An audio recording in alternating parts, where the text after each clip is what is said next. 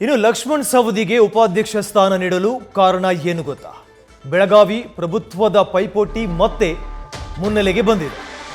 ಬೆಳಗಾವಿ ಪರಿಷತ್ ಫಲಿತಾಂಶದಿಂದ ಹಾಗಿದ್ರೆ ಕೇಸರಿ ಪಡೆ ಕಂಗೆಟ್ಟಿತ.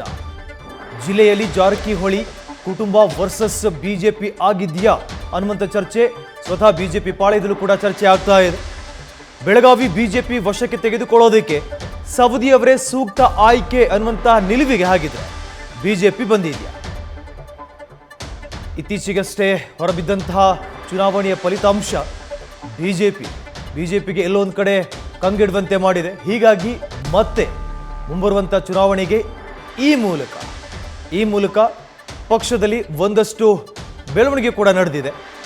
ಆ ಬೆಳವಣಿಗೆಯ ಮೂಲಕ ಸವದಿಯವರನ್ನ ಆಯ್ಕೆ ಮಾಡುವಂಥ ಪ್ರಕ್ರಿಯೆಗೆ ಮುಂದಾಗಿದೆಯಾ? ಇವಾಗ ಇನ್ನಷ್ಟು ಡೀಟೇಲ್ಸ್ ನೀಡೋದಕ್ಕೆ ನನ್ನ ಸಹೋದ್ಯೋಗಿ ಶಿವಪ್ರಸಾದ್ ಈಗ ನೇರ ಸಂಪರ್ಕದಲ್ಲಿ ಜಾಯ್ನ್ ಆಗ್ತಿದ್ದಾರೆ.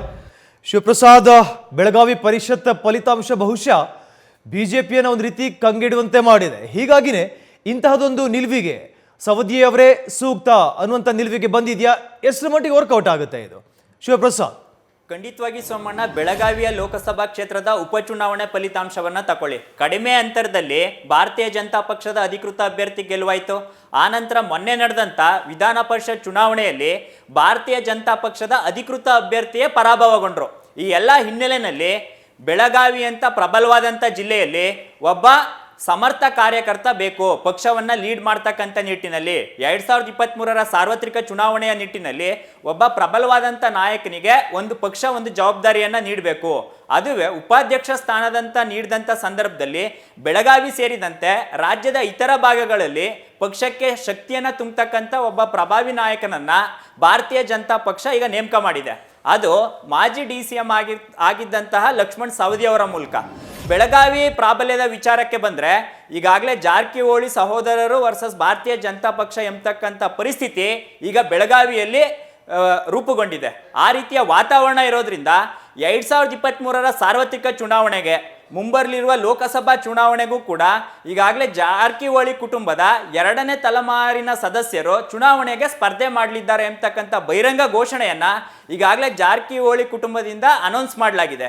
ಈ ಕುರಿತಂತೆ ಈ ವಿಚಾರವನ್ನ ಗಂಭೀರವಾಗಿ ಪರಿಗಣಿಸಿರ್ತಕ್ಕಂಥ ಭಾರತೀಯ ಜನತಾ ಪಕ್ಷದ ವರಿಷ್ಠರು ಯಾವುದೇ ಕಾರಣಕ್ಕೂ ಕೂಡ ಈ ರೀತಿಯ ವಾತಾವರಣ ಅಂದ್ರೆ ಪ್ರಬಲವಾದಂಥ ಜಿಲ್ಲೆನಲ್ಲಿ ಏನು ಭಾರತೀಯ ಜನತಾ ಪಕ್ಷದ ಅಭ್ಯರ್ಥಿಗಳೇ ನಿರಂತರವಾಗಿ ಆಯ್ಕೆಯಾಗಿ ಬರ್ತಾ ಇದ್ದಂಥ ಉದಾಹರಣೆ ಇತ್ತು, ಆ ವಿಚಾರಕ್ಕೆ ಸಂಬಂಧಪಟ್ಟಂತೆ ಏನು ಈಗ ವಿಧಾನ ಪರಿಷತ್ ಚುನಾವಣೆಯಲ್ಲಿ ಅಧಿಕೃತ ಅಭ್ಯರ್ಥಿಯ ಸೋಲಿನಿಂದಾಗಿ ಭಾರತೀಯ ಜನತಾ ಪಕ್ಷಕ್ಕಾದಂಥ ಮುಜುಗರದಿಂದ ಪಾರಾಗಲು ಜೊತೆಗೆ ಮರಳಿ ಜಿಲ್ಲೆಯ ಪ್ರಭುತ್ವವನ್ನ ಕಮಲದ ತೆಕ್ಕೆಗೆ ತೆಗೆದುಕೊಳ್ತಕ್ಕಂಥ ನಿಟ್ಟಿನಲ್ಲಿ ಲಕ್ಷ್ಮಣ್ ಸವದಿ ಅವರೇ ಸೂಕ್ತ ಎಂಬತಕ್ಕಂಥ ತೀರ್ಮಾನಕ್ಕೆ ಭಾರತೀಯ ಜನತಾ ಪಕ್ಷದ ವರಿಷ್ಠರು ರಾಜ್ಯ ನಾಯಕರು ನಿರ್ಧಾರ ಮಾಡಿದಂತಿದೆ.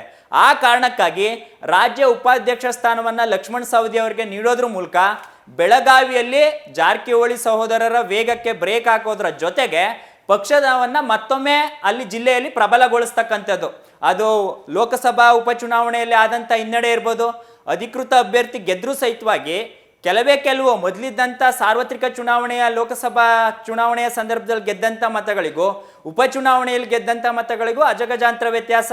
ಇನ್ನು ಅಧಿಕೃತವಾಗಿ ವಿಧಾನ ಪರಿಷತ್ ಚುನಾವಣೆಯಲ್ಲಿ ಪಕ್ಷದ ಅಭ್ಯರ್ಥಿಯೇ ಸೋತೋದ್ರು. ಆ ಕಾರಣಕ್ಕಾಗಿ ಏನಾದರೂ ಈಗಾಗಲೇ ಜಾರಕಿಹೊಳಿ ಕುಟುಂಬದಿಂದ ಮುಂಬರ್ತಕ್ಕಂಥ ಸಾರ್ವತ್ರಿಕ ಚುನಾವಣೆಗೆ ಸ್ಪರ್ಧೆ ಅಂತ ಘೋಷಣೆ ಮಾಡಿದ್ರು.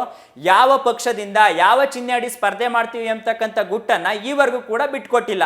ಭಾರತೀಯ ಜನತಾ ಪಕ್ಷ ಅಥವಾ ಕಾಂಗ್ರೆಸ್ನಿಂದ ಟಿಕೆಟ್ ಲಭ್ಯವಾಗದೆ ಹೋದಂಥ ಸಂದರ್ಭದಲ್ಲಿ ಜಾರಕಿಹೊಳಿ ಕುಟುಂಬದ ಸದಸ್ಯರು ಪಕ್ಷೇತರ ಅಭ್ಯರ್ಥಿಗಳಾಗಿಯೂ ಕೂಡ ಕಣಕ್ಕಿಳಿಯಲಿದ್ದಾರೆ. ಅದರಲ್ಲಿ ಎರಡು ಮಾತಿಲ್ಲ. ಆ ಕಾರಣಕ್ಕಾಗಿ ಪಕ್ಷೇತರ ಅಭ್ಯರ್ಥಿಯಾಗಿ ಸ್ಪರ್ಧೆ ಮಾಡಿದ್ರು ಸಹಿತವಾಗಿ ಕಮಲ ಅಭ್ಯರ್ಥಿಗೆ ಯಾವುದೇ ತೊಂದರೆ ಆಗಬಾರ್ದು, ಧಕ್ಕೆ ಆಗಬಾರ್ದು ಎಂಬತಕ್ಕಂಥ ನಿಟ್ಟಿನಲ್ಲಿ ಈ ಸ್ಟ್ರಾಟಜಿಯನ್ನ ಅಂದ್ರೆ ಲಕ್ಷ್ಮಣ್ ಸವರಿಗೆ ರಾಜ್ಯ ಉಪಾಧ್ಯಕ್ಷ ಸ್ಥಾನವನ್ನು ನೀಡೋದ್ರ ಮೂಲಕ ಬೆಳಗಾವಿಯ ಪ್ರಭುತ್ವವನ್ನ ತಮ್ಮ ತೆಕ್ಕೆಗೆ ತೆಗೆದುಕೊಳ್ಳೋದು ಭಾರತೀಯ ಜನತಾ ಪಕ್ಷದ ವರಿಷ್ಠರ ಒಂದು ಮಹಾನ್ ಸೂಚನೆ ಅಥವಾ ಆದೇಶ ಅಂತಾನೆ ಕೂಡ ಪರಿಗಣಿಸಲಾಗ್ತಾ ಇರ್ತಕ್ಕಂಥದ್ದು. ಸೋಮಣ್ಣ, ಥ್ಯಾಂಕ್ ಯು ಶಿವಪ್ರಸಾದ್ ತಮ್ಮ ಡೀಟೇಲ್ಸ್ಗಾಗಿ.